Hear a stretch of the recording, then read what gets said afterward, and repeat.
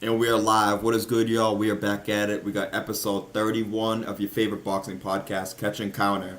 I am Jack, and as always, I got my guy Nibs with me, and we are lucky enough to have Dakota here joining us. We're all repping the ITR merch here, ready to go. So, fellas, as always, it's a pleasure. Nibs, I'll pass this one to you first, but we got the takeover. Teofimo Lopez fighting Steve Claggett tomorrow night on ESPN. Is Teofimo going to take over South Florida?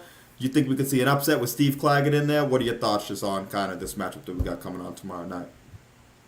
I have no clue who the fuck Claggett is. However, from what I've seen online, bro, yeah, it's I hope and pray Teofimo is on his shit again. I think he's been fighting down to some of these, stay busy opponents, we call them.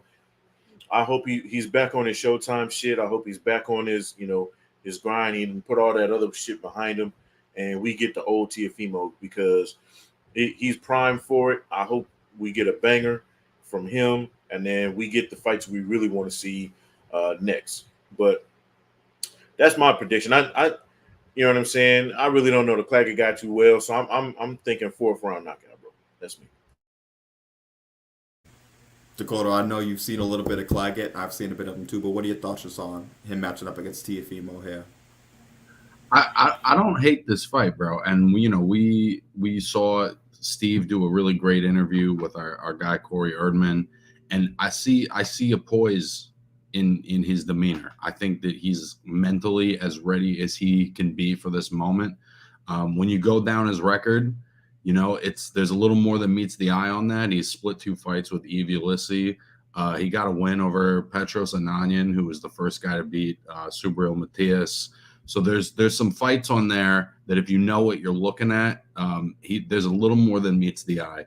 I think that there could just be a really big talent gap here, but if Teofimo didn't take him seriously, it's not an easy fight. And I think he could find himself in a more rugged physical fight than he'd like to be if he's not taking him serious. If he's taking him serious, I just think the talent gap is going to be too big. But I do think that Steve Claggett is a serious fighter. The first thing I'm gonna say is just shout out to Steve Claggett, man. Especially on our platform ITR. He's the kind of guy that we like to praise. The guy who didn't have it easy coming up. The guy who took a couple of losses. He got 6, 7 losses, I think, on his record. Was But he's working the job for a big part of his career. Yeah, but he's finally getting just it's good to see a guy like that get rewarded with the big time opportunity like this. Like, are there other guys that we'd want to see Teofimo win with? Yeah, but I think it's cool to see a guy like Claggett get this opportunity and just big opportunity to fight for a world title on the world stage because there's a lot of fighters like like like him who put a lot of work in behind the scenes, and it's good to see it kind of come up. But interesting matchup a bit because, like you said, it depends on what version we get at Teofimo. We're never quite really sure what version we're going to get. At his best, he looks like one of the best pound for pound fighters in the world. At his worst, he looks very vulnerable, to say the least. And we've seen him in a fight he lost, a couple other fights he also could have lost. But I think it's going to be a different fight because the thing that gives Teo the most problems has always been lateral movement. And I think with Claggett, we're not going to see that. We're going to see a guy who comes at him, who's rough, and who just kind of tries to push the pace on him. Now, it could be interesting too if Teo don't come ready to fight. You could be interested if Claggett kind of rushes in the first few rounds. But I just think Teo's always at his best as a counterpuncher. When the guy is right there in front of him, I do think that that's what Claggett is going to give him. We're going to see how he deals with it tomorrow, but stylistically, I do think it matches up well for Teofimo. If he's on point, to potentially get a highlight and to kind of get his name back for good reasons. I also think that Teo is at that point in his career with multiple performances in the last 3 years that are arguably losses. He's just at that point in his career where it's like, are you going to be a great fighter or are you another Broner? And I'm not saying that to be disparaging, but he's having a hard time with guys who at the peak of his talents shouldn't really give him a hard time. And it's because he's not active enough. He doesn't let his hands go enough. He doesn't initiate offense enough, particularly if you're on your back foot. And I do think that there's potential that if Steve gets in his chest and is really physical and active, if Teo's not willing to be active, not just with his hands, but with his feet and with his intention, I don't think it's as that easy of a fight if he gives him those opportunities. Yeah, see, and that's what I was talking about. Like, we want the old Teo, right? We've gotten this kind of showboating, kind of just staring at his work guy. You know what I'm saying? The last couple of times, or those times where we thought the decision could have went not his way, right? So I think it's important for us to see him get back to that old Teofimo. And if we have a guy who's coming at him, that tees it up, right? This should be a showcase fight. But if we get the staring at my work guy, then you leave holes and opportunities, for Claggett to come on. I'm the only asshole who doesn't know anything about him. But I think that again, if what you're saying is true, if he's got that kind of pressure style, then right, it's perfect for Teo. That's what he wants. He doesn't want the guy that's going to give him the movement and try to outbox him, because that's where he runs into the stylistic issues. This should be perfect for him. Again, I think it's more about what like Jack said, where he is as opposed to what Claggett is bringing to the table. And by the way, Usyk was a tremendous boxer with great feet, and Claggett was able to make him uncomfortable. They split 2 fights, but his style was one that made Usyk cleaner style uncomfortable. And I don't think that that's how Teo fights, but I just think that it shows you that, I think that it's a type of pressure that can give a boxer a problem. Yeah, and what do they always say, especially, I mean, Teo's a big puncher, so they always say, you got to let the knockout come to you. And I think this fight could be the perfect example of that, where if you're looking, well, the one thing about Teofimo, before I get to that, is, Dakota, you've mentioned it before, just he doesn't throw a ton of punches sometimes when he's in the ring. He looks to kind of counter a lot, which can be very effective when he does it, but against a guy like Claggett, the counter opportunity should be there. But I think if you you got to let the knockout come to you. If you look for the knockout early on, I think it's going to be a lot harder against a guy who's game and Claggett, who's got a good chin, who's going to be in fantastic 15-round shape, ready to go. So I think Teo's got to let the knockout kind of come to him, maybe box a little bit early on, and then try to slowly break him down, because Claggett's not most likely the kind of guy they're just going to be able to hit with one shot and get him up out of there. So I'm interested to see game plan-wise how they figure that out there, too, tomorrow night. And I think we're going to be figuring out, like, was that Josh Taylor performance? Was that because Teo's talent is really special, or was Taylor compromised physically? And I think that there's an argument that it was a little of both, but we're going to find out just how much of each it really was,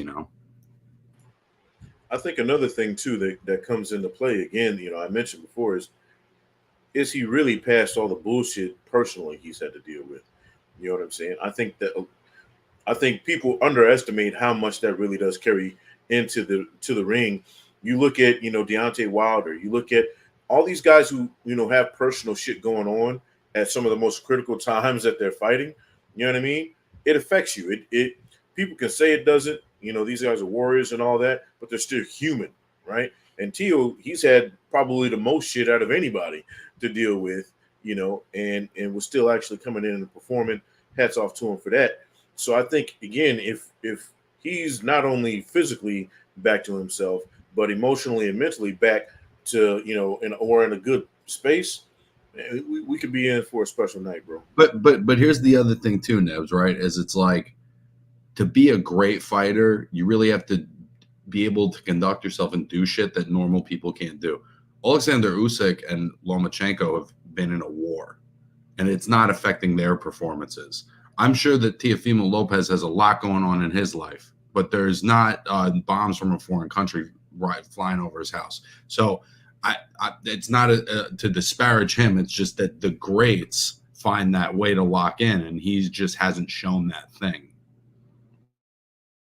Yeah, I mean, and to his credit, what I'll say is this: we live in America. We have no clue what Ukraine and countries like that have to go through on a regular basis when they're not in a war, right? Throw a war on top of that. I give my biggest hats off to both of those guys when they were going through those situations, because I don't know if hell, I'd have been freaking the fuck out, and I'm not a boxer. That's the natural. But that's what's different. The greats have that thing where they can kind of block whatever's going on out here. They can block that out. It's normal to let things happening in your life affect you, but yeah, but there's a difference with the all timers. Yeah, no, exactly like you said. That's what separates kind of the good from the great, and we'll kind of see if we get a great version of Teofimo tomorrow night, or if we see kind of an up and down version. To be determined. But real quick before we move on to our other big fight of the weekend, just some undercard. A decent top rank undercard we got here. We got the return of Robeisy Ramirez, and I'll tell you what, I would still like to see him and Espinoza run it back. I know Espinoza just fought last week, so seems like top rank might be playing in that strategically. You got those guys on the same timeline. I'd love to see them run it back. Fight of the year candidate. Still was a real close fight where Robeisy had his moments. We got Elvis Rodriguez, who just signed back with top rank. He's on the undercard. Rohan Polanco, Emiliano Vargas. We got the rematch between Sona Akale and Nico Ali Walsh. So does anything jump out to you guys? Is there maybe one thing or a couple things that you guys want to see from this top rank undercard that we got tomorrow night? I mean, just to start for me, man, I'm excited to see Robeisy Ramirez again. We've all been pretty high on him for the first part of his career because he's shown that combination of skills and that ability, that dog. He's got both. But in a fight like this, after such a brutal fight with Espinoza, that I think potentially could have taken something out of both of them, I'm trying to see the skills, bro. I'm trying to see what made you special and an Olympian, and that wowed us in the early part of your career. That's what I'm looking to see. I know you got that dog. I'm just hoping he can learn to find that balance to really save that for when it's absolutely necessary. And when there's a guy in front of him who's not at his level, that he can really separate himself. So, I mean, I'm looking forward to seeing where Robeisy's at in his career, because I still think that there's potential that he's one of the 5 to 7 best guys at featherweight. I want to see him do what Espinoza just did to his last opponent, right? Like, the guy that just beat you wiped the floor with some kid, who's supposed to be hot shit. I need you to do the same thing, if not better. You know what I mean? So that we can put you right back into that conversation to go ahead and get your belt back, bro. Like, you've got otherworldly talent. Now show it. You know what I mean? Show us something. Don't just get through a fight, I'm just getting rounds. Nah. We need to see you. We need to see some Robeisy Ramirez type shit. You feel me? I don't want to just see the high guard moving forward. I want to see all of the things that he's shown throughout his career. And I think that in the Espinoza fight, part of what caught up to him was just being in that high guard, trying to walk him down.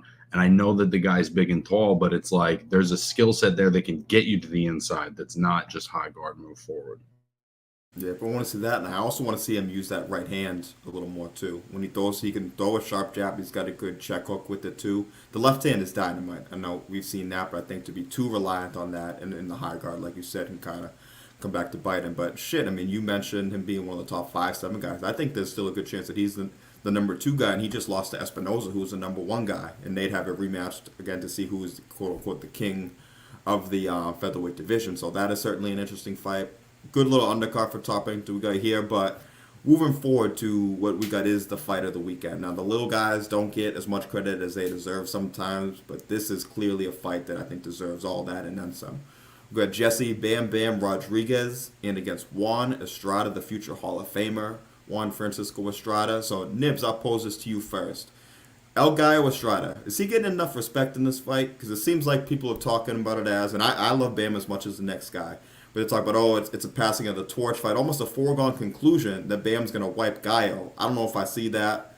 What's your thoughts on that and also this fight for tomorrow? In, I think, Arizona, right? Your home state? Yeah. I mean, look, anybody who says, it's possible because Bam is special, right? But anybody who comes in here and just says, "Oh, you just finna wipe the floor with this dude," is probably never seen boxing. I think it's going to be a great fight. I think we have a chance to get an all-timer. This could be potential fight of the year type shit, if you ask me, right? Because I don't think either one of these dudes is just going to come in there and just try to get by. Right, both of these dudes is gonna come in there and try to put pressure on the other guy, and we're gonna see a whole bunch of punches thrown. Now, I've said this before, in Lubin's last fight, and it didn't go the way I thought it was gonna go. But I'm almost willing to bet house money on this and say, this is going to be an all-timer. And I don't think that it's going to be a whitewash one way or the other. Even if we get a one-punch knockout in it, I still think it's going to be competitive up until it gets stopped either way. So I don't see this being a blowout, no matter how it finishes. And I be honest with you, it's more of a 50-50 than I think people really want to give it credit for. And no, to answer your question directly, no, he's not getting the credit he deserves. And he's done it again the way you want a boxer to do it. So I don't understand it. I mean, I get it. Bam is Bam, right? We all love that dude, but give him give Estrada his respect, bro. That's all I'm saying. I still do expect. Now I said all that to say I do expect Bam to win, but you got to give Estrada his respect. I mean, I think on paper, Estrada at his absolute best, this is a 50-50 fight. Where I really tend to lean towards Bam is the other stuff. The fact that Estrada hasn't fought in a year and a half, the fact that there's a 10-year age gap, you know, in a weight neighborhood where that might actually mean something.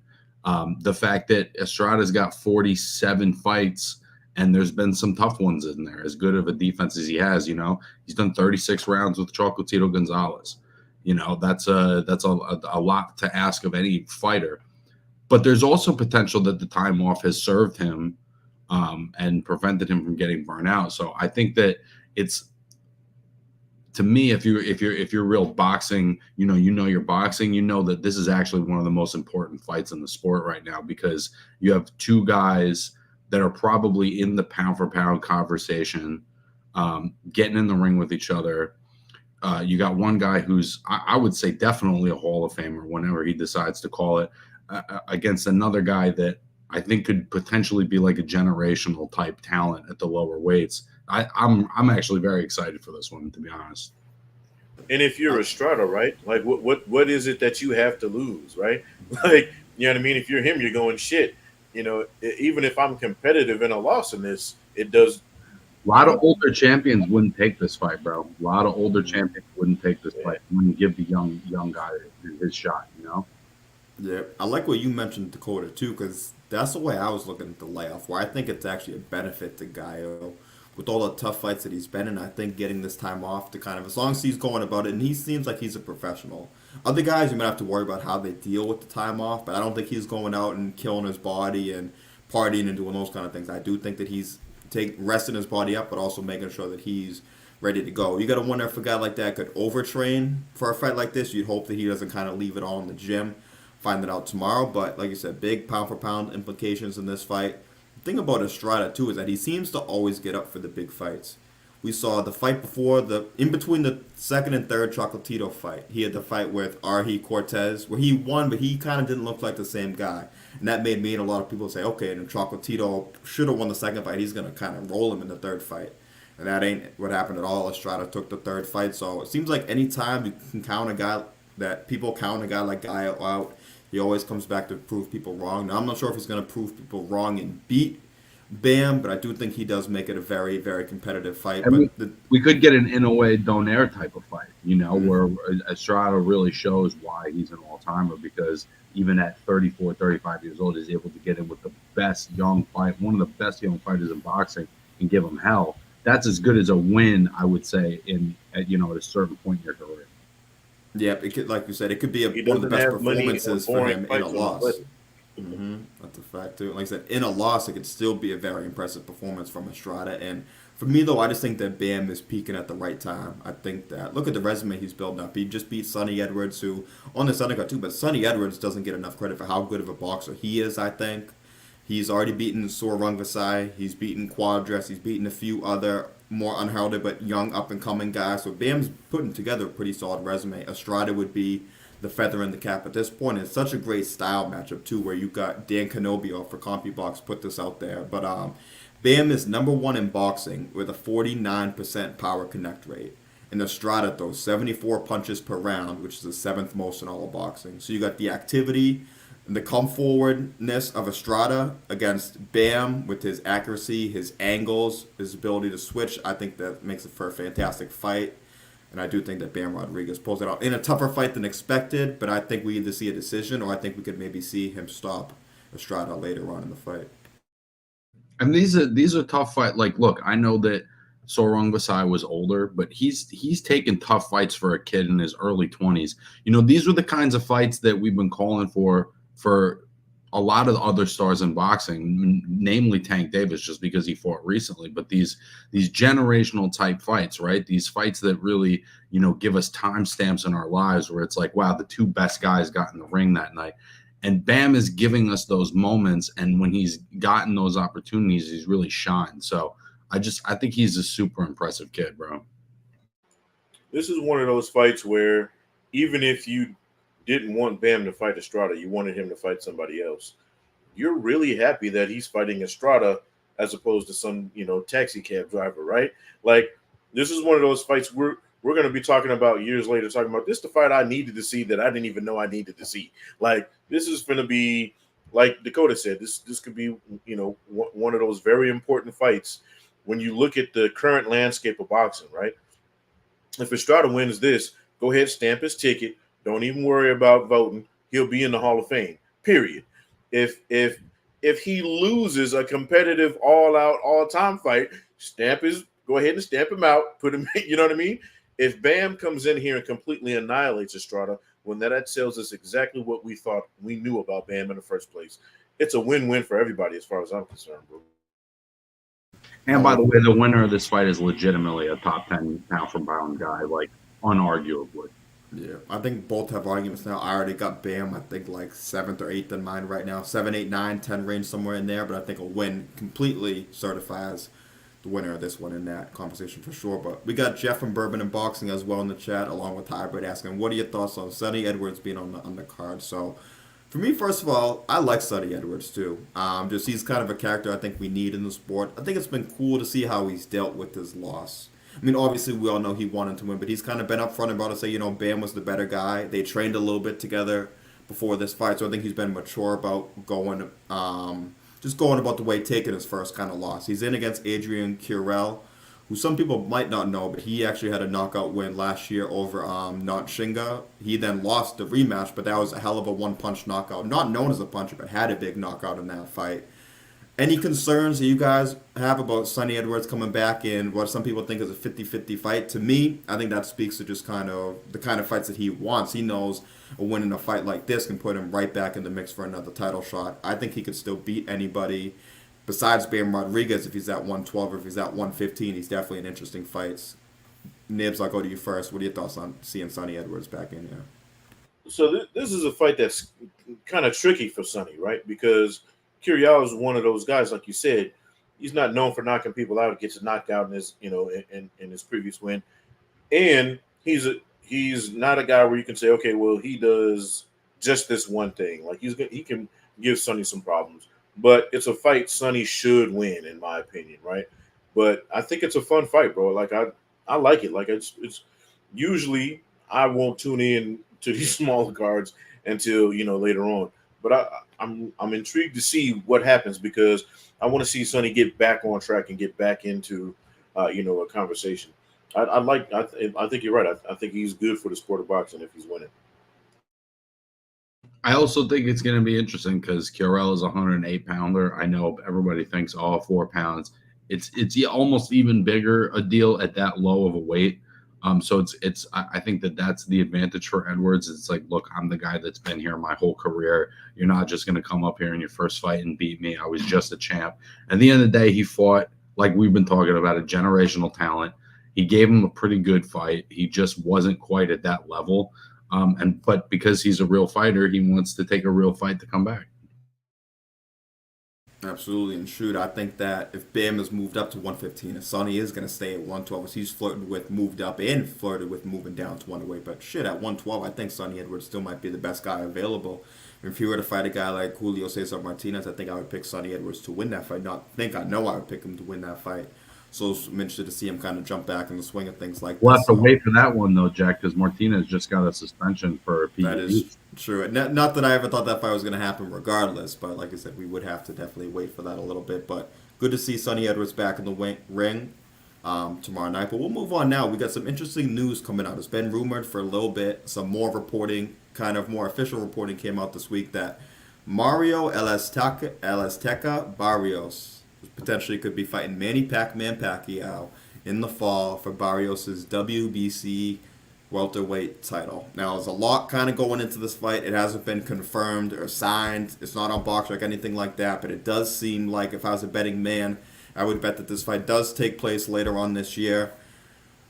A lot to go into this, but first of all, Dakota, I'll go to you first. What are your thoughts on the idea of Manny Pacquiao returning at, I think, 46 years old to fight in his prime Mario Barrios, who seems to be kind of just getting going at the right time and seems to be the best version of himself? I mean, I have no interest in this fight, bro. And I think it says a lot about where boxing is today, where it's just like, welterweight division has Boots Ennis, there's Montes Stanionis, there's real legitimate challenges and fights for Mario Barrios. And he's going to fight a 46-year-old guy who hasn't fought in 3 years. I can't imagine what the motivation on this for Manny would be, other than he's just that much of a competitor and he can't help himself but have that in his life. But this fight has no appeal to me whatsoever, bro, and I'm kind of sad that it's being made. Hey, look, Bourbon and Boxing, I'm with you, man. and Dakota, I got to echo that. I mean, I'll say this. I think it's a good opportunity for Barrios. It'll get more attention on him. You know what I mean? Like, and I think he's kind of, I don't know if he's earned. You don't want to say you've earned that, but it'll be a booster for him, if anything. And I think you're right, Jack. I think he's ascending, right? I think after moving up to 147, he had a rough go out the gate fighting one-time Thurman, but then he comes in, he gets he comes back, and now he's looking like a world beater, right? I think Manny Pacquiao is taking Barrios because he thinks it's the lowest hanging fruit at 147, and I think he's in for a rude awakening, bro. I think Mario Barrios is on the way up, not down, not even, not he's real. Like, he's not one of these guys, right? We say this all the time.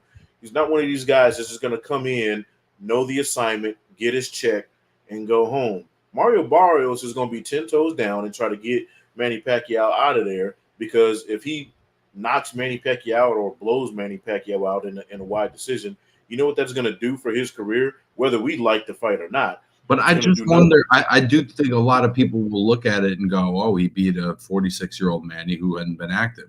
So to me, in some sense, it's a little bit of a lose-lose, because the boxing fans are going to know what he's getting at. You know what I'm saying? Like, people don't actually – I can't imagine there's people who think this is a 50-50 fight, Bro, there are people who are going to pay to watch Tyson fight a Paul and think it's the greatest thing since sliced bread.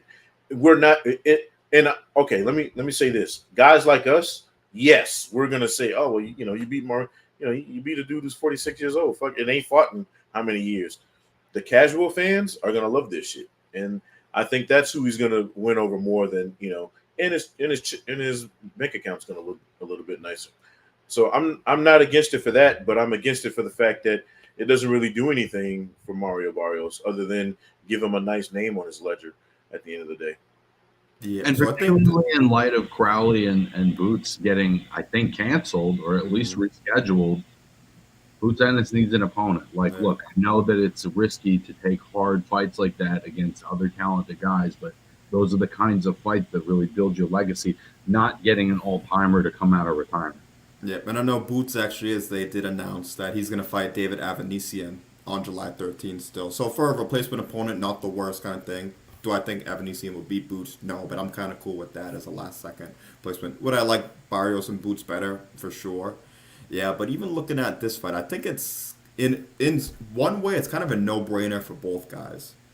For Pacquiao, he still clearly wants to fight, and if he wants to fight, what better way for him than to go in there in a fight where he's now the guy where he's kind of in a win-win situation, you could say, where he is 46 years old. So if he goes in and he loses to Mario Barrios, that's what everybody expected. If he were to ever go in there and win the fight, then he just adds to his legendary status already, and being able to win a belt after all this time off, this and that, all those kind of things. Already the oldest welterweight champ ever at 40.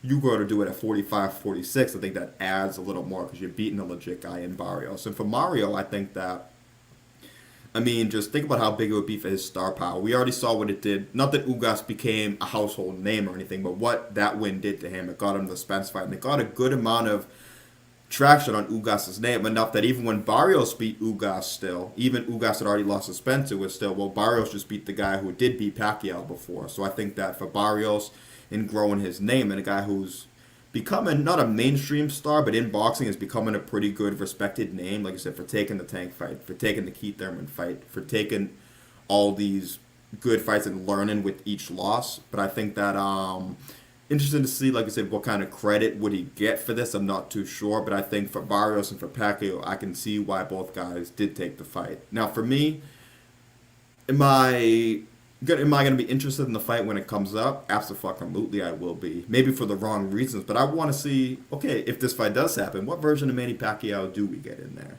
Now, I do wish that we could see Barrios fight somebody else, but I don't blame him. I mean, if I was managing a fighter and we had a contract slide across the desk to fight Manny Pacquiao, I'm signing it, especially at this point in Pacquiao's career. So I wonder what version of him that we do get. But I'm at least excited for Barrios because he's been willing to take the high risk, lower reward kind of fight. So I think he deserves more of a lower risk, higher reward kind of fight in that sense. Yeah, I can't hate on him for taking it, particularly if Manny's interested in it.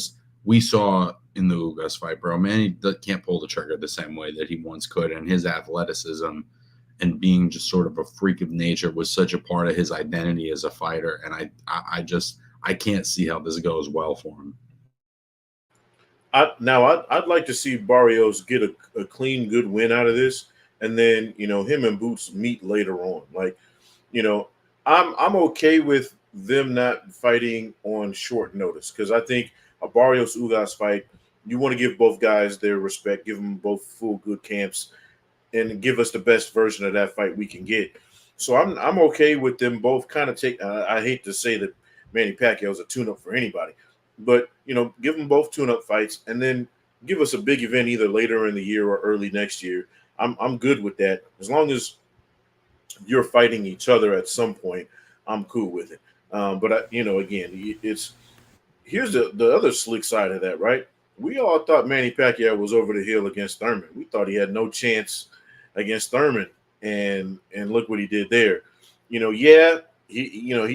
looked faded as shit against Ugas, but that's kind of what Manny does. Like, Manny can pull a rabbit out of his motherfucking hat. 5 years ago. 5 years ago. I get it. I get it. I'm with you. But, look, Floyd ain't stepped in the ring in years. I bet you he could come back and give some of these boys a run for their money the way boxing is right now. And Pacquiao's on his level. So I'm thinking, all right, if he really took this shit serious, he might be able to give Mario Barrios some trouble. You know what I mean? But I don't need to see it either way. I said all that just to say it. But you can never count a Manny because Manny Pacquiao has that otherworldly talent, right? You can never truly count him out until somebody else makes him look really, really fucking bad. And hopefully, Mario Barrios does just that, and we can send Pacquiao off into the sunset. Yeah, but I think that's why the fight still intrigues me, and it still intrigues a lot of people, because it is Manny Pacquiao. And even Dakota, to go off your part, way different situation, but could you make the argument, which I don't even know if I would per se, but just to play devil's advocate, that Pacquiao having the time off, similar to Estrada in a way, after the way he took the Ugas loss, could maybe be beneficial to him? Now, he's a lot older and a lot more wear and tear on his body than Estrada does, with maybe taking that time off. Does he have one more go at it at the world level? My guess is not, but if you're trying to frame an argument, maybe that's something you could say, is that he was worn down after the Ugas fight. He took some time, and this is his kind of last chance at it. Yeah, it's possible. I think that it's a tough narrative to build for me. Only because not because obviously I think Manny's an all-timer. It's too long of a time off, and he's too old. If he was 40 and he took a year off, it's different than if he's 46 and he took 3 years off. It's a tough time in and he's got a full ass life. He's a government official. He's got a big life, Manny Pacquiao, and unless he stayed in the gym every day, there's no way he hasn't lost something in that time. And shoot, you said tough argument for you to make. Even for me making it was a tough argument for me to make. I was just trying to bring something to us because we were all kind of on the same page, kind of stir it up a little bit. But Nibs, I'll go to you first on this one because as soon as we saw this one, I had texted it to you, and this is something that I think is really, really cool. We've talked about how sometimes the legends in the sport kind of get done wrong by boxing, and for all the accolades they have, they don't got nothing to show for it at the end of the day. Now, Anthony Joshua, a guy who I've always been a fan of as a fighter, but also as a man, as the way he's kind of always carried himself in the light. Besides, I mean, a few little moments here and there and losses and stuff like that, but generally a great guy.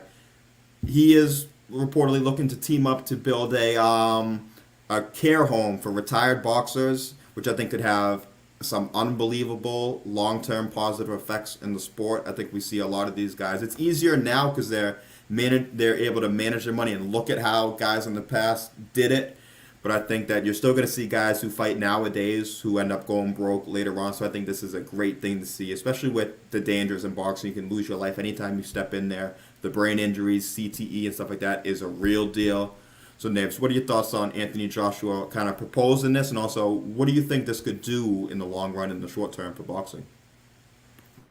I think it's a great thing. I think it's a great thing if it's not just for marquee fighters. If it's anybody who's got tenure as a boxer, who's been in the game for a while, whether they're a journeyman or a marquee name, it'd be great to have that the system set up. I mean, there's no retirement plan for boxers, or hasn't been for years, right? We see these guys, working menial jobs or being homeless or unable to be able to tell their children apart because of what they gave us in the ring, right? So, outside of other boxers having, other active boxers or other boxers who have done well being charitable to them, at times, which a lot of them have been, it's still not enough. You got guys wandering around the street, can't tell you what their, first and last names are because of, again, what they gave us in between those ropes. So it'd be great to see something like this put into place. I don't know how you can do it on a wider scale, or is he just talking about, the guys in the UK, or, what his plan is. But I'm interested to see what it's about because, that's, again, a part of supporting boxers, on either a local or, a mass scale is, you get these guys something to do afterwards. And that's just as important. I wish there were more programs for not just boxers, but fighters in general. Any combat sport guy, they give a lot, and nobody wants to talk about that part. Nobody wants to talk about the guys who aren't playing anymore or guys who aren't in the ring anymore or all that. And, a lot of these guys, not just CTE, but, just regular shit, regular everyday life. They can't get through it anymore. So it'd be great to see it. And I'm hopeful. I think it's a really great thing for him to do, particularly with the type of generational wealth he's been able to accumulate in his career, to really use it for a just cause. I think that's great. And, these guys, they sign short-term contracts with promoters and whoever it may be. But ultimately, man, boxers are freelancers, bro. Boxers are out there alone managing all of this on their own. And there isn't really a system in place in boxing the way there is in other sports like football, where there's leagues. And so it's up to... Ain't no pension plan for boxers. Exactly. And so it's ultimately up to charitable organizations and doing things like this to bring attention to it that maybe will create some of that structure. But I think that it's great that he wants to use his influence to do something like this. Yeah. And even if, like you guys said, even if it's just something that's a UK-centric thing for right now, I hope that other people kind of look at it and kind of build off it also, so he sees it. Not that it has to be a Floyd or something, but if somebody in the U.S. goes, I like what that dude's going over there. Let's try to do something like that over here. You get a West Coast guy to do it. You get an East Coast guy to do it. You get someone in the middle to do it. You get someone in Europe to go do it. Like, there's a lot of things, and that kind of a positive snowball effect that I think can come from this, because there's a lot of money in the sport of boxing, especially with the Saudis getting involved now. I'd love to see maybe them get involved, and because they have more of an ability to make it a widespread kind of thing. So I hope it is kind of like a trickle down snowball effect. We'll have to see, but I think that this is something that could be really, really beneficial. Something that the sport's been lacking basically since it's been around. Yeah, I mean, you see guys doing stuff on different levels. Like, I know Floyd has paid for a lot of funerals of boxers that have passed away. I know Canelo, he's very charitable in Mexico. Julio Cesar Chavez Sr. before him was kind of the same. That's why people revere him at the level that they do. Not just for being a boxer, but his charity work. But again, it's not as consistent as opening up a brick and mortar place where these guys can go at the end when everything's all over, or they're not making the money they should, or their facilities leave them, or places like Cologne, the guy who's his family's doing all that work on their own. You know what I'm saying? It'd be great to have a place where they can go, and get some assistance with that, not just for the guys that are maybe still functioning, but not all upstairs, but for guys who have serious injuries or guys who have issues, it's kind of like a VA for boxers. It'd be great to see something like that. No, that's for sure. It would certainly be dope. I'm excited to kind of see how this whole thing kind of plays out. But that ain't the only thing AJ's been in the news for. This is a fight that I really, really like. He's going to fight Daniel Dubois. Dubois is the newly instated IBF heavyweight champion, and we're going to even talking a little bit more about guys getting stripped from titles, but I think that they actually played this out right. Now, I'd love to see it undisputed for the rematch, but they waited. They wanted to let they could have stripped Usyk from the IBF before the undisputed fight. They said, okay, we'll let the undisputed fight happen first. I respect that they did that. Dubois is the interim champion, so they actually followed their rules and then made him the full champion. He's going to fight Anthony Joshua, and as far as I'm concerned, this person is going to be a legit heavyweight champion. But the Fury and Usyk rematch, to me, if a guy gets stripped from belts and if Spencer Crawford had done the rematch at 147 and it had only been for 2 belts, to me it was still for the welterweight championship of the world. They're still, just because Usyk loses his belt, it don't mean that he's not the guy anymore. He's only 75% of the champion. He's still the full champion. But I do love this opportunity for AJ and Dubois. Joshua looking to be a 3-time heavyweight champion. Dubois looking in his first title defense to beat a guy like AJ and kind of become the UK's next guy, especially coming up. So I love this fight. I think it's going to be a really fun fight, and I've been a fan of both guys. And both guys, just the way they've rebounded from their losses, and look at how the narratives have changed from these guys. When Joshua had lost to Ruiz and he had lost to Usyk twice, look at the narrative surrounding him then. When Dubois had lost to Joyce and then they had lost to Usyk. Not as much Usyk fight, more the Joyce fight, but look at how the narratives have changed on those guys since that. So I'm happy for both these guys. I'm excited to see how this one plays out. What are you guys' thoughts on this fight? I think it's September 21st, I believe is the date for it. This is a great fucking fight, bro. And particularly in light of Dubois beating Hrgovic and beating Miller back-to-back, he's really hit a bit of momentum. And I think that part of what he's shown, right, is it's like he had a gut check moment early in his career.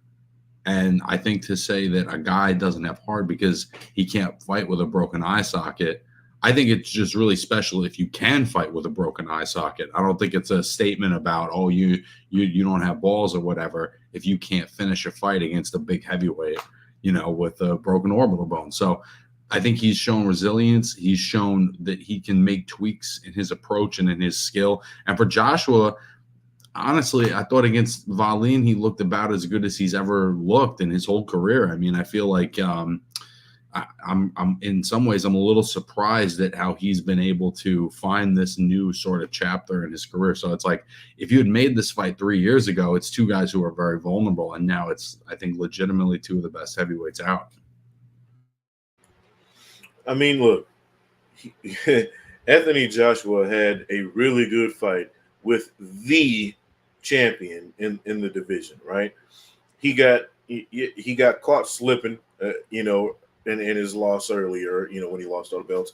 But let's be clear, and we're all super hypercritical because what we were seeing. We were like, maybe it's just not all coming together. This is the epitome of us saying, look, guys with losses aren't done. You know what I mean? Anthony Joshua got some tough losses against some of the best fighters in the division. The best fighter in his division, he's got 2 very tough losses to, right? So, okay, he comes back, he builds himself back up. boom, he's right back in the thick of things. I think that, depending on how he wins or doesn't win, how he performs against Dubois, that plus his care home thing, just adds to his legacy in the UK. He's already big time. So as long as he doesn't, go out there and shit the bed, there's really nothing Anthony Joshua can't do that people aren't going to show up for. There's that. And then two, I completely expect him to win this fight, but I 100% respect what Dubois has done. I mean, good Lord, a lot of us thought he was going to be a gatekeeper. So, if things kept going the way they were. And, he picked his britches back up and proved the heavyweight division, man, is wide the fuck open. People think it's there's only a couple ponies. These last couple of months have shown us, hey, bro, this is a live fucking show. Let's, hey, put your money up. And things change very quickly. The sands shift really quickly. Some guys get some big wins. I also think that Joshua's fights with Usyk are aging well, Yes. particularly in light of what Usyk did to Fury, being able to really hurt him and put him on his ass and do things to Fury that he never really did to Joshua. He buzzed Joshua, but I don't think he was ever like within a few moments of getting a knockout against Joshua. So those fights have aged very well for him. No, that's exactly what I was going to say, is that loss has aged so well. And I think that has caused people to put more respect on Joshua's name. I think that the first Usyk fight, which, I thought Usyk had a great chance to win the first fight. He ended up winning the first fight. But then it was, oh my goodness, you just lost to this small. The casual perspective was, you just lost to this guy moving up in weight. You're supposed to be the next Lennox Lewis, this, that, all that stuff. Then you have the rematch, and I thought in the rematch that might have been the best. And I said it back when that fight happened, and some people didn't like it, but I thought that even though he lost, I thought that might have been the best performance of his career. And I think we're seeing now that that's an argument. It's weird to say that when a guy loses, but I think that the Joshua that fought Usyk in the second fight could have been the best version that we've seen of him. The Wallin version has been great since then too, but I think that he has shown now too that that fight that he learned from the first fight was a better version of himself in the second fight. Then by the time he fought another southpaw, Otto Wallin, not the same level as Usyk, but still a real tricky guy. A lot of people that thought could have been a banana peel for AJ, he just steamrolled the dude. So I think that I thought it was. I thought that was a way trickier fight than it wound up being. Man, he made that fight look easy against a guy that has proven to be a real guy. Mm-hmm. Yep, so that was just my point, that those, I think, the way that these events have all played out, seeing Fury fight Wallin and then seeing Joshua fight him, not that we can match it up just like that, Fury and Usyk, Fury and Joshua, has caused people to put more respect on my guy AJ's name, because I think he's always been the kind of guy that, I think he became so that a lot of people thought he was so overrated that he became underrated as a result. I think we see it in sports all the time. Nibs, we talked about it before on Sounds About Right when I talked about guys like Dak Prescott or other guys in other sports where when the perception is that they're so overrated, they become underrated because people don't give them enough credit for what they've done. I think that's what's happened with AJ, but I think that that's all changing now. He's starting to get the respect he deserves, and shout out to Daniel Dubois, because whether people like it or not, he is the IBF heavyweight champion of the world, and he's a heavyweight champ out of the UK, so shout out to them. Let's be real clear. Even when I was given, Anthony Joshua his grief that I was giving him, I was still saying, okay, he's just not as good as three guys. You know what I mean? He's gonna beat everybody else. I still feel that way, kind of. I think really outside of Usyk, you know what I'm saying? And I still think Fury is better than him. And there's two guys I don't think Anthony Joshua beats right now. I don't know about Fury as much anymore. The way that things went later in that Usyk fight, Joshua might have a shot.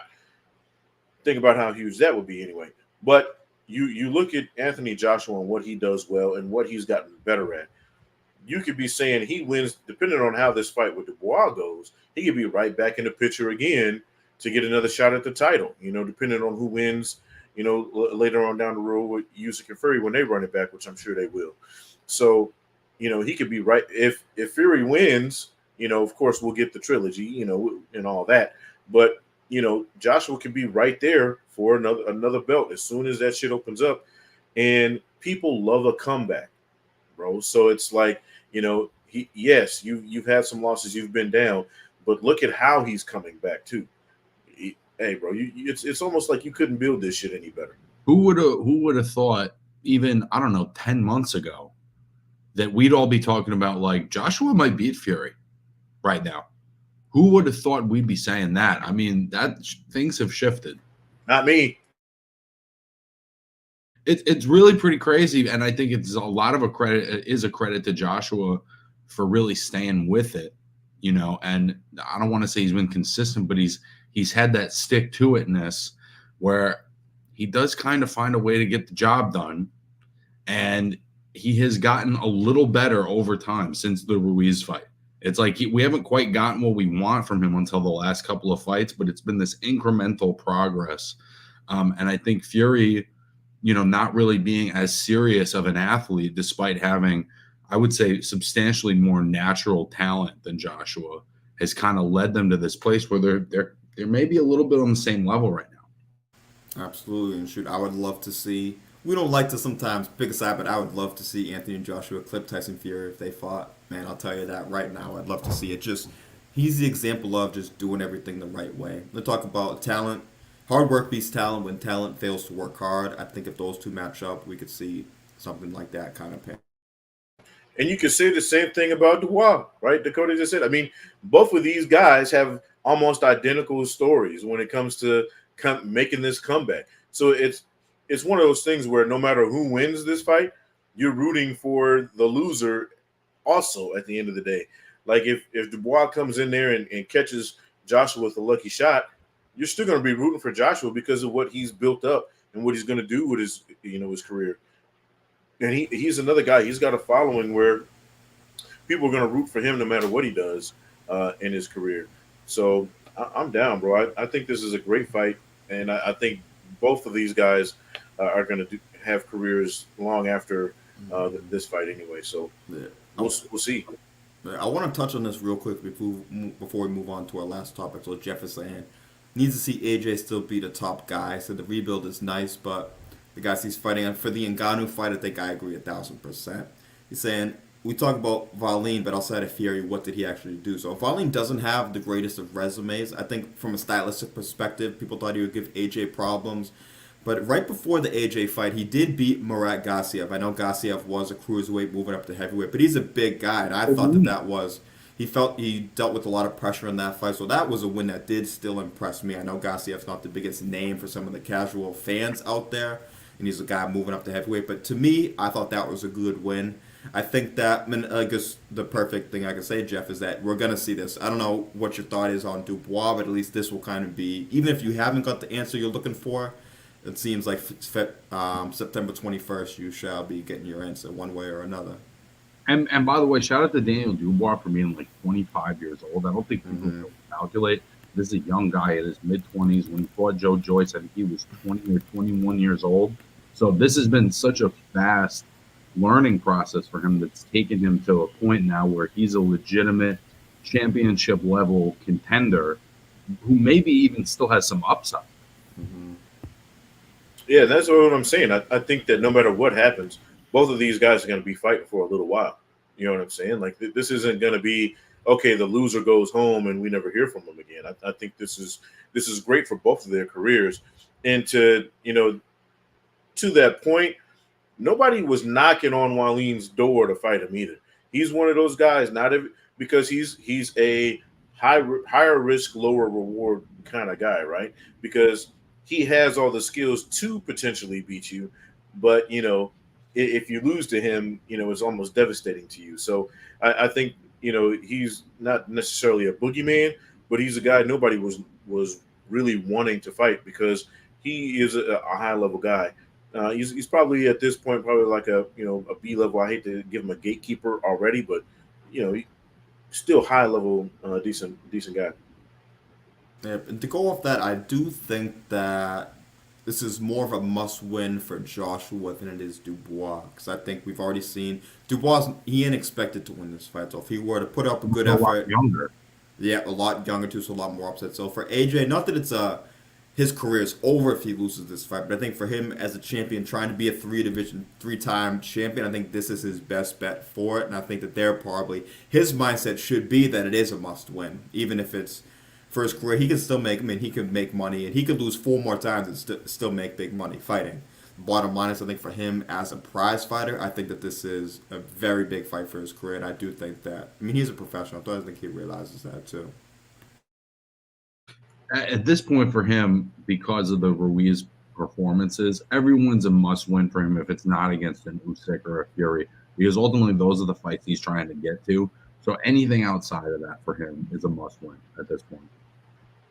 And I think actually Dubois actually probably gets a better matchup if he loses. You know what I'm saying? Because there are going to be people thinking, oh, well, he's easy pickings because he lost to AJ. And then he might get like a Jared Anderson type guy or somebody coming up who's thinking, oh, well, I can get a good name and an easy dub. It's like, hold on, wait a minute, bro. You don't really want them problems. Dubois ain't no punk. So, or maybe Joe Joyce tries to run it back with him. Who knows? So, I think Dubois gets a more favorable for him, opposition if he loses and then gets right back in the thick things. So, again, I think it's a win-win for him. And I think, yeah, you guys are right. I mean, it's definitely Joshua has to win. I think, for me, impressively, because the expectations we all had in the beginning anyway. Yeah, no, for sure. And hey, I know Hergovich thought shit was going to be sweet with Dubois too, saying, oh, I sparred this guy before. I sparred him with one hand. I'm going to go in there and knock this dude out. And it ain't play out that way, so don't sleep on Daniel Dubois. He's the kind of guy that we've always been a fan of too, like I said. Taking the fights, when you take the losses, take it on the chin, and then kind of rebuild yourself back up. He's done that perfectly. So, one real thing I want to touch on this undercard real quick, though, because it aggravates me. And it ain't this dude's fault, per se, but we do have a title fight on this undercard. So, Anthony Casase, who just stopped Joe Cordina, is making the first defense of his IBF 130-pound title. But it is coming against a guy who was moving up in weight and a guy who has won one fight since 2019. He's 1-3-1 in his last 5 fights, and that is Josh Warrington. And I don't blame him for it because, shit, if I was him, I'd probably sign for it too. But this is what aggravates me because there's too many guys, especially at 130 right now, that are just looking for a shot, dying for a shot. And we just see the recycling of a guy who's lost multiple times at 126, who's moving up in a weight class, who ain't even ranked in the IBF rankings right now. So are they going to slide him in the rankings at some point to make the fight? Probably, yeah. But, I mean, he was just knocked out by Lee Wood. Lee Wood's moving up to 130. Why the hell ain't Lee Wood getting this fight? There's a Zelfa Barrett I'd like to see get the shot. A bunch of guys over on this side of the pond, too, that I'd like to see get the fight. So it's not meant for the disrespect for Warrington. It's more meant for the handlers. It just frustrates me that he gets another shot. As far as Anthony Casase is concerned, I mean, shout out to you. I'm happy that you're getting kind of just this, because it's going to be a big money fight for him and what should be a winnable fight. But, dog, I can't lie. It just aggravates me sometimes when these guys get a ton of chances without proving that they're ready for it. Like Joshua and Dubois have proven that they've earned this next shot. Warrington ain't done that to me yet, and he's lost his last couple. So I'm gonna make one positive statement towards Warrington, and then I'm gonna segue into something that we were all talking about earlier. In Warrington's defense, he's been fighting the best guys in the divisions, right? It's not like he's gotten upset at a certain point. It's like you're in there and you're in, who was his last two? He had Lee Wood and Luis Alberto Lopez, and the Lopez fight was really close. He was winning pretty much every second of that Lee Wood fight before he got stopped. So that's the argument for Warrington sort of remaining in the mix, is that he's yet to have a performance where it's like, oh, this guy doesn't have it anymore. But what were we talking about before we got on the air? These guys get sanctioning fees, when they win titles, and the sanctioning fees are bigger if the fight is worth money. And obviously Josh Warrington has a fan base, has a market for him out there in the UK. And so I think on some level, because he is very popular over there, and he is probably a bigger seller and a bigger name than some of the other guys that we'd prefer to see, he's going to continue to get some of those opportunities, at least until he has a legitimately bad showing. Perfectly said. It's money. Let's be real clear. I mean, we talk about it all the time. We see matchups all the time. We're going, the fuck?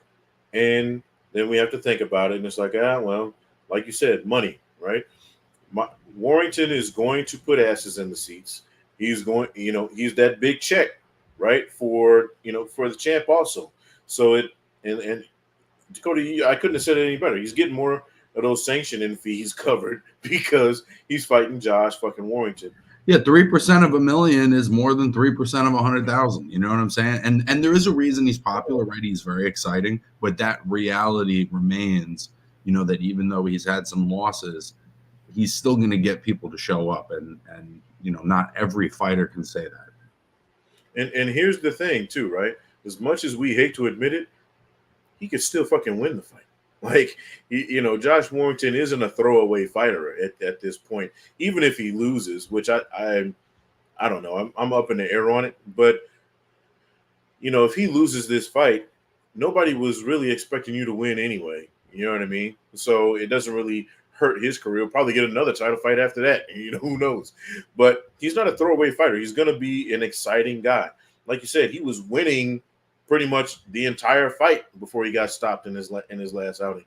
So who's to say he can't get in there and do the same thing to this kid and just avoid the knockout part of it? So he's one of those guys where it's frustrating. So I completely understand what Jack is saying.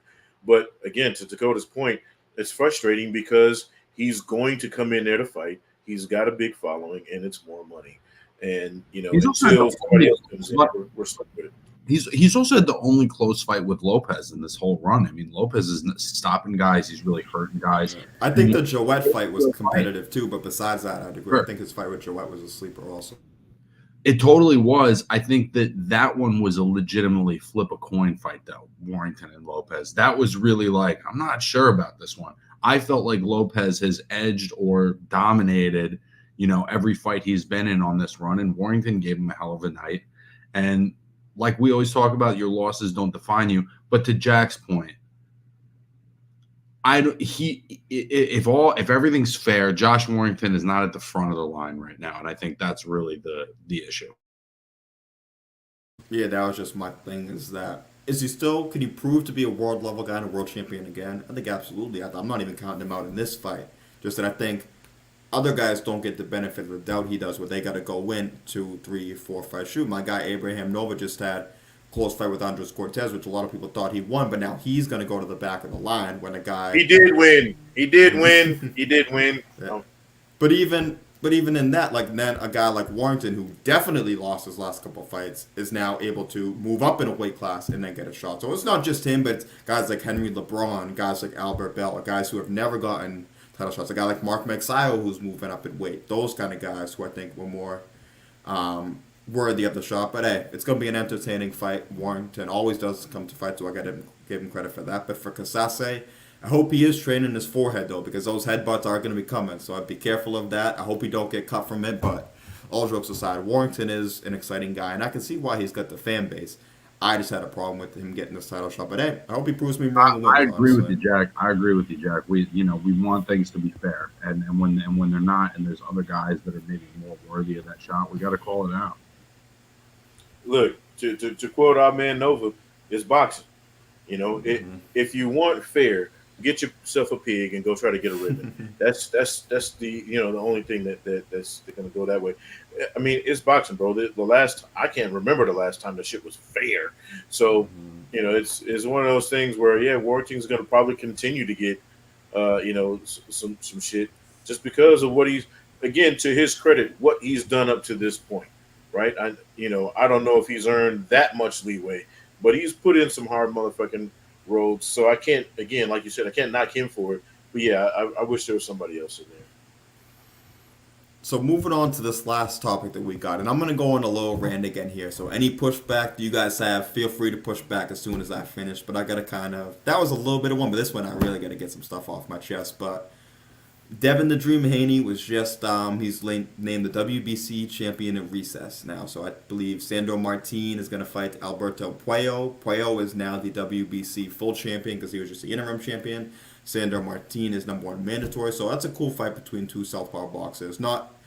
That's a purist fight, not a casual fan fight, but nonetheless, cool fight. But I just got a problem with how, and this goes into a whole thing I'm going to get into, but I don't think I've ever seen a fighter get cheated that's been treated worse by the fans, the media, and the sport than Devin Haney has been post the Ryan Garcia fight. Just hypocrisy. First of all, in the WBC, We just mentioned earlier in the show, Gaio Estrada. He's the WBC champion at this weight. When's the last time he fought? Oh, 18 months ago, almost 2 years ago. Jamal Charlo, and I've always been a huge fan of Jamal Charlo, but that dude, it was like 1,000 days between, and he didn't even defend the title afterwards. But they finally had to strip him when he missed weight by like 6.5 pounds. David Benavidez has been interim champion for what, 2 years now since he fought David Lemieux. Devin Haney has a fight against Ryan Garcia.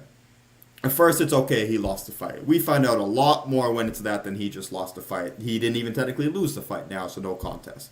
Alberto Pacquiao fights for the interim title, beats Gary Antoine Russell, great win. But then what? So a week later, Devin has to choose what he wants to do. They had the purse bid for the Sandor Martin fight too. Like, it's just, the hypocrisy and the double standards is what aggravates me. And you'd think that somebody, if anyone was going to get leeway in a situation like this, it would be the guy who just took a tough fight and took a lot of punishment against a dirty fighter. We've seen just so many comments about Devin Haney, about this and that, about, oh, he should be in. Can you argue he should have said something this versus that or whatever? Yeah. But it's funny to me how Ryan gets more benefit of the doubt than Devin does based on their actions and based on the situation. But maybe that's just because we expect certain things of Ryan already, so we kind of anticipate him acting this way and we hold Devin to a higher standard. But that ain't fair either. We get these things, a lot of people talking about how, and we've mentioned it before, because I mentioned it just last week about, even though the fight got overturned, I still want Devin to shore up some of his defensive flaws with the head movement and certain things like that. But it also doesn't mean when I see a lot of people saying, well, Devin would have lost the fight anyways because he was getting hit with the left hook. Was he getting hit with the left hook? Yes. He got shook up 20 seconds into that fight, though, from that left hook. If Ryan Garcia is clean, maybe it still shakes him up the same way. But we don't have... Devin should get the benefit of the doubt instead of Ryan getting the benefit of the doubt in that. For me to say, well, Ryan's the one who popped dirty, so that left hook and the power could have changed the course of the entire fight. Devin then went on to box cleanly for multiple rounds after. Maybe not box cleanly, but win rounds for multiple rounds after that. Where then the power came back in later on in the fight. When you test dirty for certain things, power is certainly an enabler. Stamina is an enabler. So Ryan was able to carry that power later on in the fight, drop Devin a few times, and get the win. Now, hey, maybe that would have happened anyways.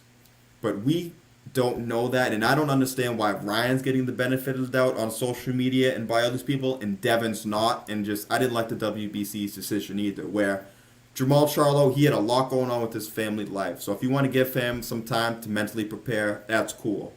But what, does Devin Haney not deserve a chance to mentally prepare himself when he was just, you could say, humiliated in front of thousands or millions of people in a fight against a dirty fighter, which has now changed his reputation going forward?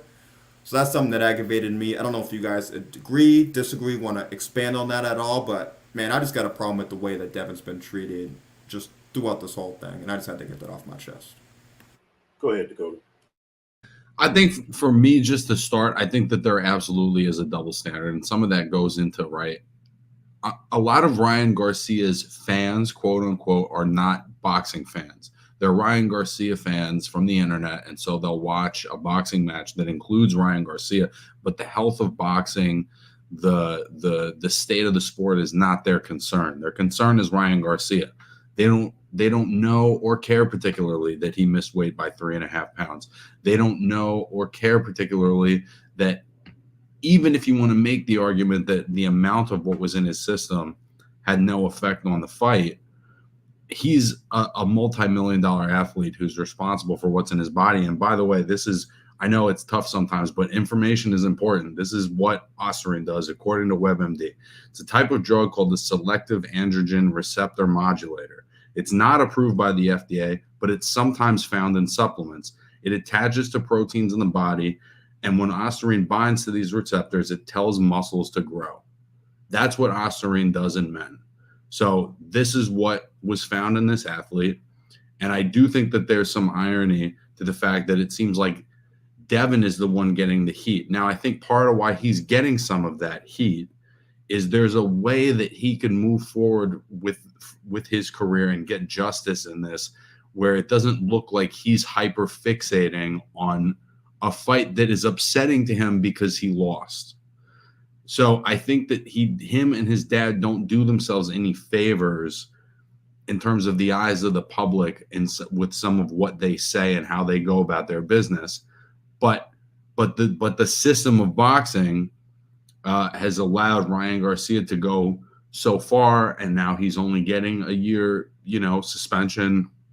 So I understand what they're upset about. I don't love how they're handling it, but I do think it's ironic that one guy's a boxer and one guy's a celebrity, and the celebrity seems to get the benefit of the doubt over and over and over again. Hey, look, what did we just say about fair? You know what I mean? Look, I want to point something out. I do have to walk something back about something I said before with the levels and Ryan Garcia being not enough to cause any damage or anything like that. According to the New York State Athletic Commission, the amount that is allowable for competition in Austrian levels in male athletes is 0.1%. According to their results on both the 19th and 20th pools for Ryan Garcia, he was 6.0. So that tells you, where his levels were as far as what's allowed for competition, right? So let's get that out of the way. What I'll say is this: dirty is dirty. You fought dirty, you got caught. Now, whether that, because it is something that is found in supplements, so there is something that could be to that. He didn't know he was taking it, or wasn't taking it on purpose to gain an advantage. But again, I've said this over and over and over again: no matter what you're taking, no matter what you're eating, no matter what you are doing as a professional combat athlete, you are responsible for it. It's the same reason we gave Canelo shit when he was eating the tainted meat in Mexico. They tell everybody, anyone who's ever watched any international sport, whether it's soccer, whether it's tennis, anything that competes in Mexico, they tell all these athletes, do not eat the beef in Mexico because you will test dirty, because they put shit in their food. It is what it is. Now they're telling us not to eat the vegetables from there. It's fucking ridiculous. But with that being said, if you're taking supplements, you need to now know what's in your fucking supplements. I think, Jack, you said it last week or week before, with Porter's dad. He was sick. Got some more stuff over the counter, and his dad's like, hold the fuck up. Don't take that shit. Let's call this number. You know what I mean? And like you said, I think it's a 24-hour number you can call and be like, hey, look, I'm looking to take this new supplement. Can I take this? Right? So I get it if you're a boxer and you don't have time to do all those things yourself, because Ryan Garcia does have, like you said, he's a social media darling. So he's probably got a million things going on at one time. Get somebody on your team who's double checking, triple checking, and then have somebody behind them checking them to make sure that what you're taking and ingesting and putting into your body is not illegal, bro. And there are instances, right, where there are certain drugs that if you're sick or you have an issue can serve one purpose, but if you're a healthy athlete, they can help in another way. There's no medical reason for Ryan Garcia to have ostarine in his system. This is not Luis Ortiz testing positive because he was taking his heart medication. It's not the same thing. And another thing for me is this. I see both sides of it. I really do. And it's unpopular for me to say this, and I'm going to catch hell, but I'm going to say it anyway. Boxing is probably one of the last of the Mohicans when it comes to a masculine sport, right? Where it's it's close to the gladiators as we got, right? People watch that because they don't want to see you bitch up. Devin Haney is taking this loss like a bitch. I'm saying it. I don't care if you like it or not. When all you're doing is complaining, all you're doing is blaming, all you're doing is, oh my God, it sounds like you're bitching. People don't want to see that shit in boxing, bro. Whether it's fair, whether it's right, whether it's wrong, we don't give a fuck. In boxing, there's a certain way you handle shit. Now, you want to do that shit behind the scenes and everything, that's one thing. But both you and your father are both coming off wrong in this case. Again, right, wrong, or indifferent. Nobody expects anything other than Ryan Garcia because, like you said, Dakota, he was a social media star who just so happens to be a boxer. You know what I'm saying? Before Tank got arrested and kind of reformed himself a little bit. People kind of expected that from him because he was just as much a social media star as he is a boxer, but he's more, a boxer than Ryan Garcia is, because let's face it, Ryan Garcia is getting the fights he's gotten because of his social media following, as opposed to what he's done in the ring necessarily. And that's not to discount him as a boxer. He's not horrible as a boxer. There's another part of this too. These guys fought each other a shitload of times already. Mm-hmm. So it's not like Ryan Garcia wasn't familiar with Devin Haney, and it's possible he still could have put Devin Haney down because he's got a history with him. He knows, a little bit more than most people what his, vulnerabilities are. But now that you've tested dirty, all that shit goes out the window, bro.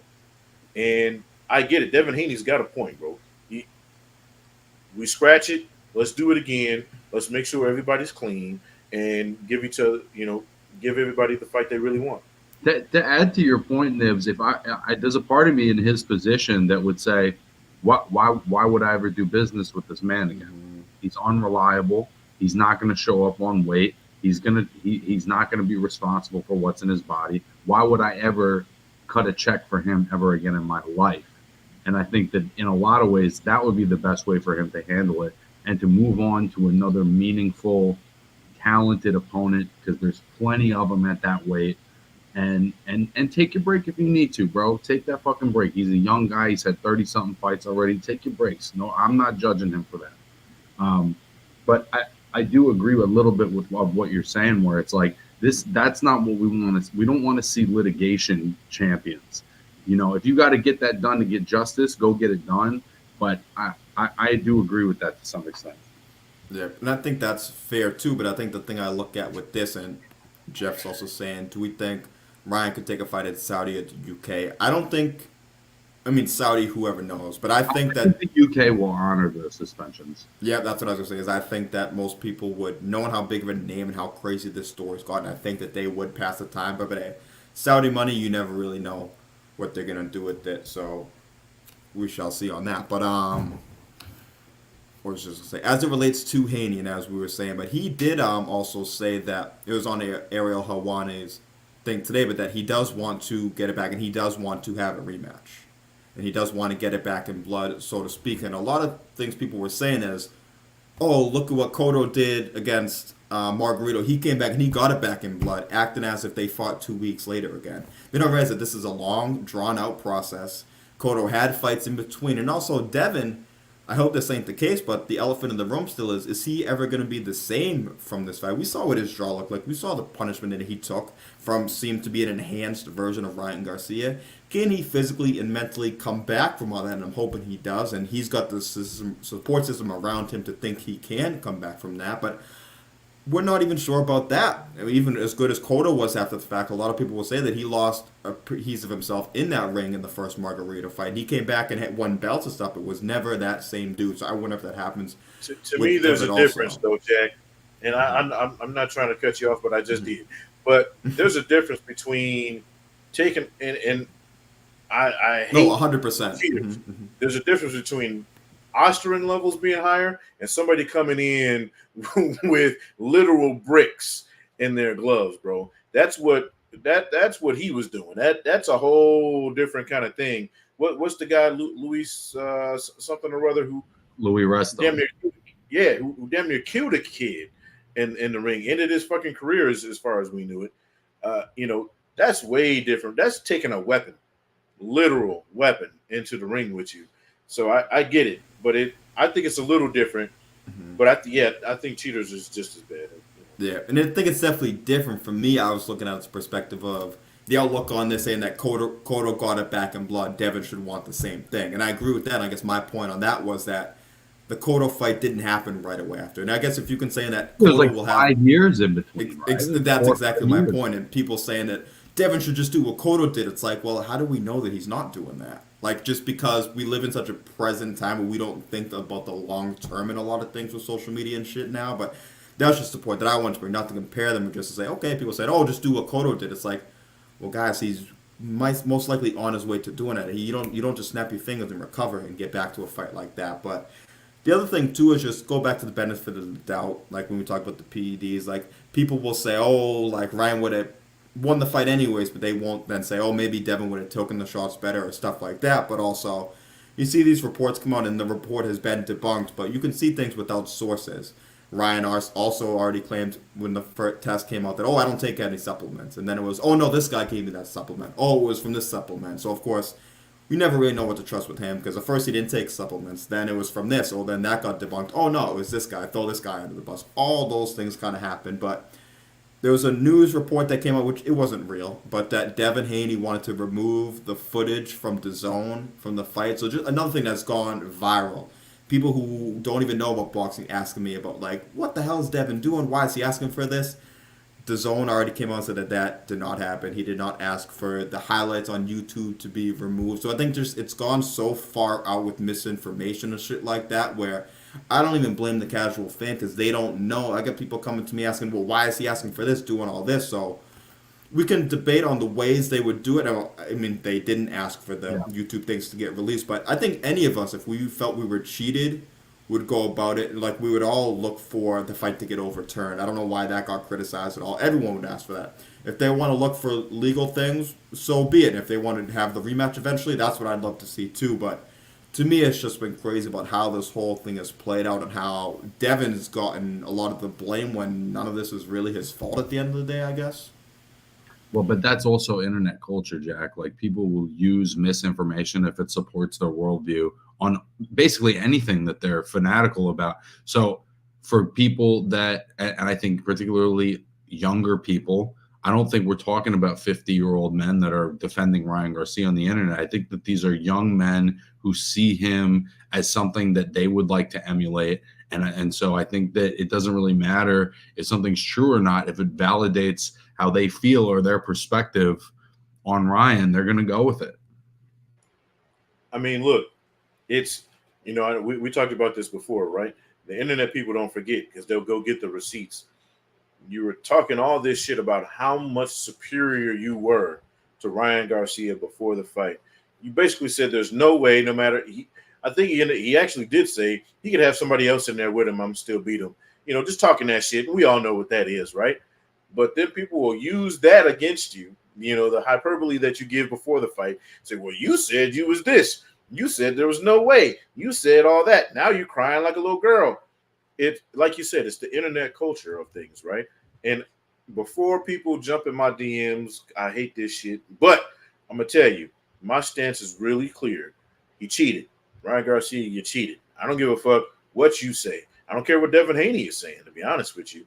You cheated. That man got cheated. He deserves all the credit in the world for showing up, not being dirty, showed up on weight. He fought his fight. Got up off the deck. Right. He did what a true champion would do. You know what I'm saying? Is it possible that he could lose the rematch? Okay.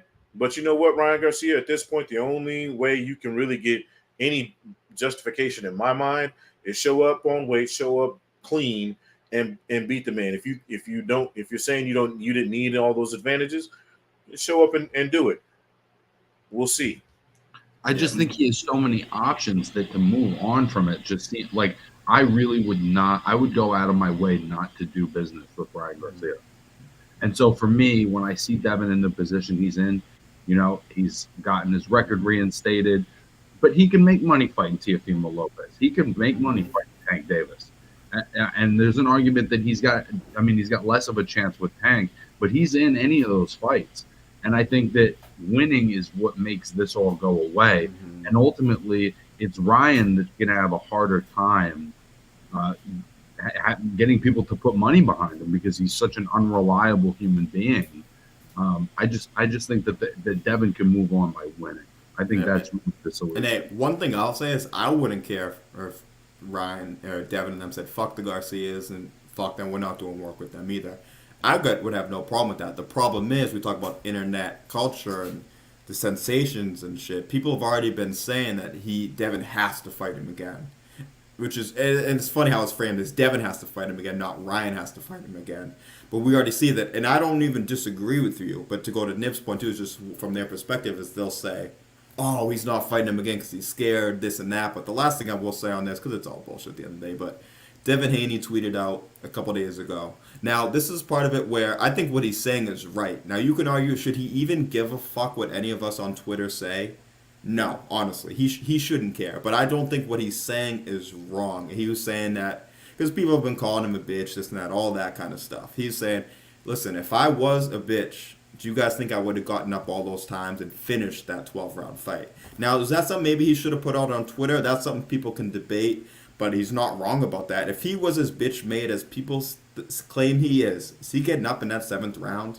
Is he really lasting all this fight against an overweight and a dirty fighter? So it's time to put some respect on Devin Haney's name. But think about for the most part who's saying that about him. Right? Exactly. It's like and that's why I was wondering, for him, is it even worth him saying that shit on Twitter? Because just like politics or anything, when you have people on your side, they're on your side. Those people that are on Ryan Garcia's side, you could, as Nip said, show that he popped dirty. You can talk about the weight. You can talk about all these things. Talk about, oh, Devin did survive in last season. They don't care at the end of the day. So nothing, you're just like in politics. If nothing you say is going to change the other person's mind, even if you're right, that's what gets tricky with it, because you're never going to convince the other side of people. So I think what he's saying is right. I think people are going to look at that as a negative, but I mean, just like you said, if he was as bitch made as people thought he was, but it comes off as like, bro, you're a world champion. You're engaging in shit that's been exactly. That's why I think that even if he's right, that's exactly what you guys and what Nibs has been saying, is that he shouldn't even give a fuck what somebody with no profile pictures with 15 followers is saying on Twitter or Instagram. Yeah, it's like we were just talking about Cotto, right? The Margarito get it back in blood thing. Well, when Cotto lost and we found out that Margarito had been cheating, you know what I'm saying? Now, we can't say he was for sure cheating when he fought Cotto, but come on.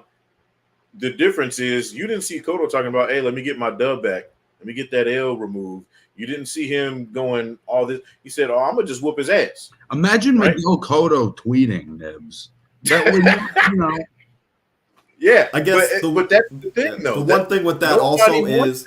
Yeah, and I agree with that. I think the one thing that him not looking to overturn the fight, I think that if they had found the hand wraps after the fight, I think they would have looked to overturn the fight. Like you said, the problem is they looked at the legal situation of it, saying, okay, we can't prove that he did have the wraps, so that they wouldn't able. No, I think if they had seen after, they had pulled the wraps out after, then they had seen something in his wraps, then I think they do exactly what Devin and Bill have done, and they overturn that loss. Look at the difference in those two.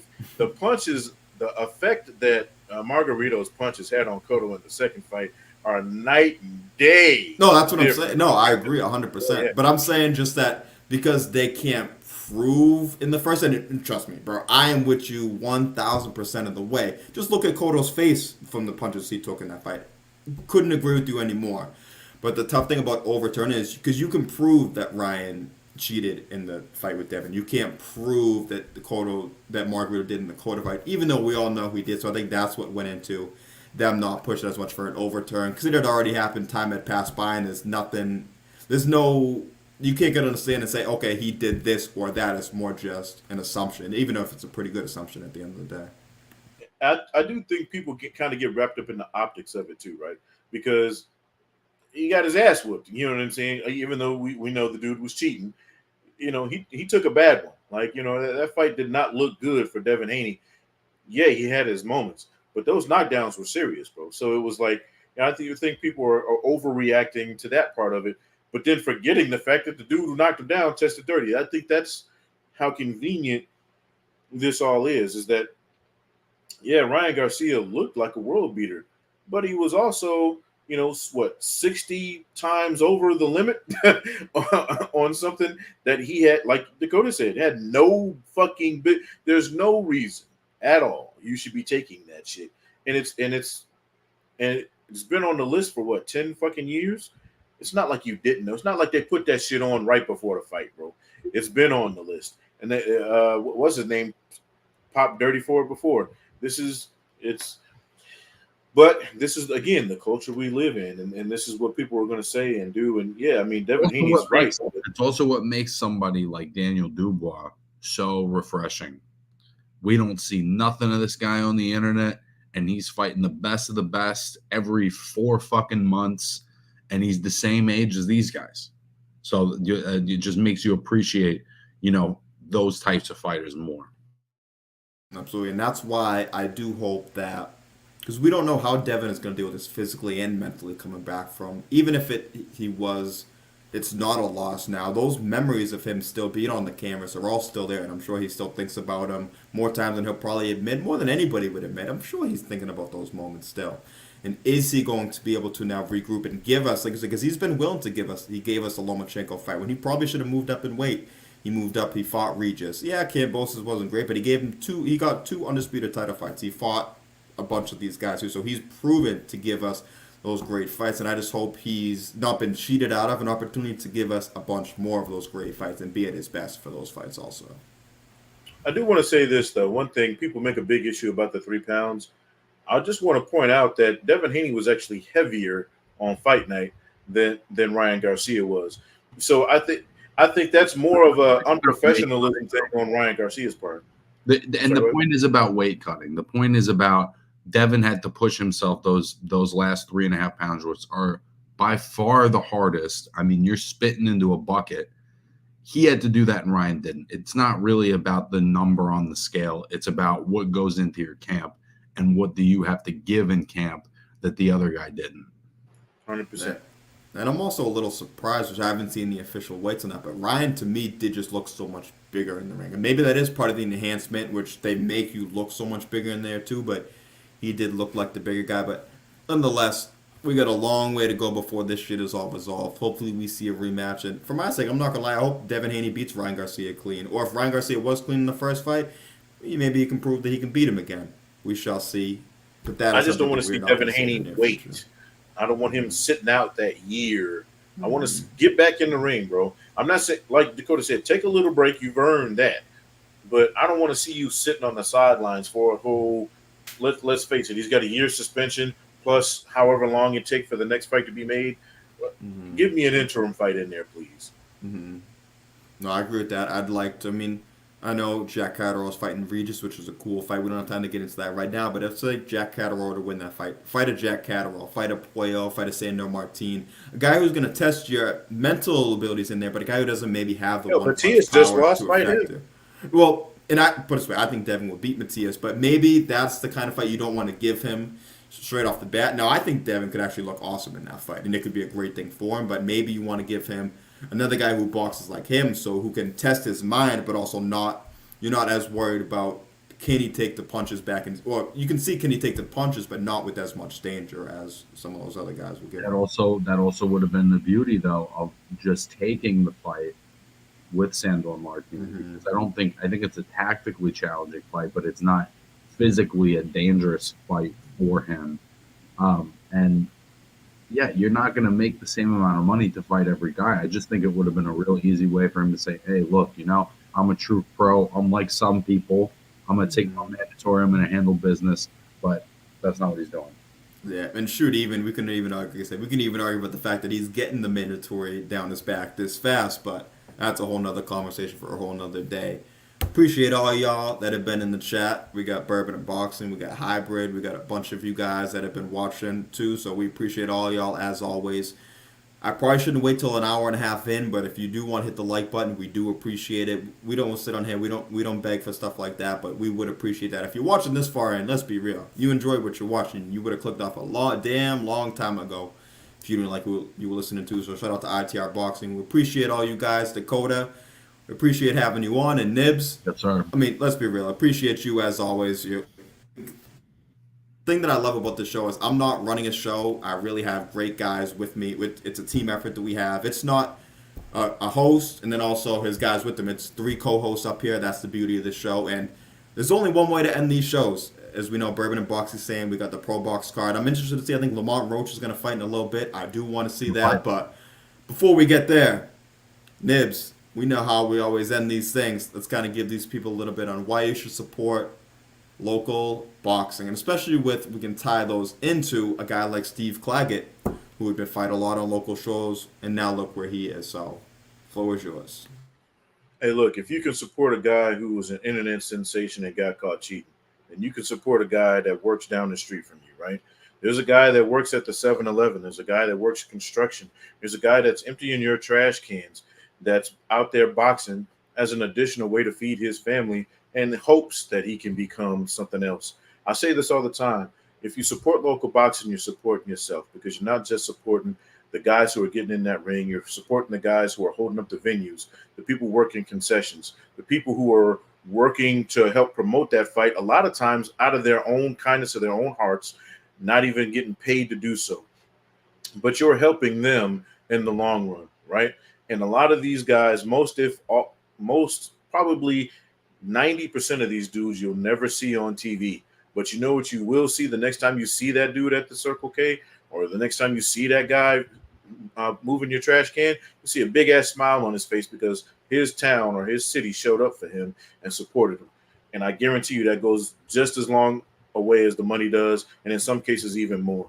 Again, we got to support each other, because if we're not supporting each other, then nobody's supporting us at all at the end of the day. So go out there, support your local boxing, get off the internet, stop being bitches. That is a fact. So shout out to Nibs, shout out to Sounds About Right podcast, shout out to Dakota, shout out to the Slip and Weave podcast. Be sure to catch us. We should be back next Friday. We'll see if the shop is on Monday. If not, we'll keep take care of business and hold it down for ITR. But that is it for